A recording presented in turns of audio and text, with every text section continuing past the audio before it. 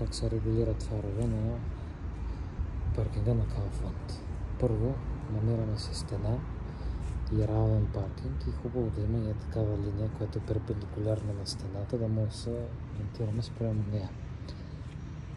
Гледаме да сме премерваме това разстояние от тази гума до линията и от другата гума до линията, така че да знаем, че сме точно перпендикулярно спрямо стената. При мен има 1-2 см разлика, но е добре. После мерим късата светлина от нея до земята перпендикуляр, колко е на каква височина е. Мерим и другата и трябва да е на същото разстояние.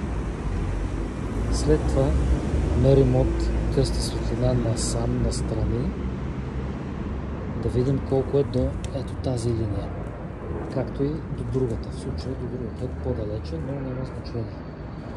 Нарочно съм спрял близо до едната, да му е по-лесно да меря. Мерим колко сме от фара до тази линия. Пренасяме се тази линия на стената и мерим от нея същото това разстояние. И ето я, ето тази вертикалната линия. После мерим за другия по същия начин. Ето от тази линия, тък, пренасяме се към стената и от тук мерим пак насам, колкото ни е. И ето това ни е вертикална линия на единия фар, това е вертикалната на другия. След това премерихме височината, колко е от фара до земята. Тук имаме бордюрче обаче, мерим го колко е и то. Ако искаме да са хоризонтални фаровете, хващаме с рулетката от там до тук и мерим бордюрчето, нали, изваждаме бордюрчето.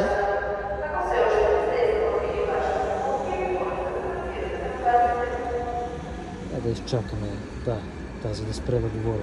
Да вадим височината на бордюрчето и получаваме. При мен е 77 см от фара до земята, бордюра беше 17, т.е. трябва от тук до тук да имам 60, ако искам да са хоризонтални. Обаче на самия фар някъде вътре, на всяка кола различно, но грубо е 1% или 1,2%. Мерим хоризонталното разстояние от фара, от късата светлина от лещата, грубо, до стената. Затова е хубаво да сме перпендикулярно, за да може и двата фара да са на равно разстояние от стената. В случая при мен е 1,90 м. За 1,90 м лъча трябва да падне 1%, което означава сантиметър цяло и 9, 2 см. Тоест, ако тук съм на 77 см, тук трябва да съм на 75 см, обаче от тази земя.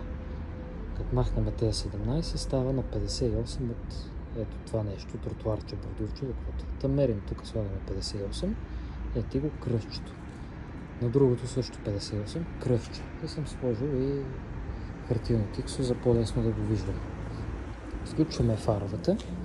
Аз вече съм ги регулирал. И какво гледаме? Фаровете светят като имат един такъв специфичен детайл, върват под права линия и после нагоре. Както и това, под права линия и нагоре в десния си край. И търсим точката, където спира да е право и започва да върви нагоре ъгълчето. Горе-долу това е ъгълче, гледаме да е в кръстчето. Като на телефона не се вижда се да е грешно, но на живо се вижда хубаво, на живо е правилно. Като аз тук какво правя, за да мога да не ми пречи единия фар на другия, свалям си горнището, закривам единия фар, така, и си гледам само другия, и после обратното. Да.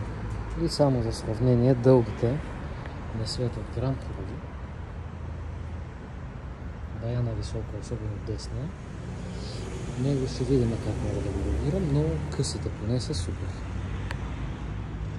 И това е най-важно, тук имаме една врътчица, то на всяка кола го има. Ей тая врътчица. Като регулираме фаровете е хубаво да не е нито в крайно горно, нито в крайно долно положение, да е по средата.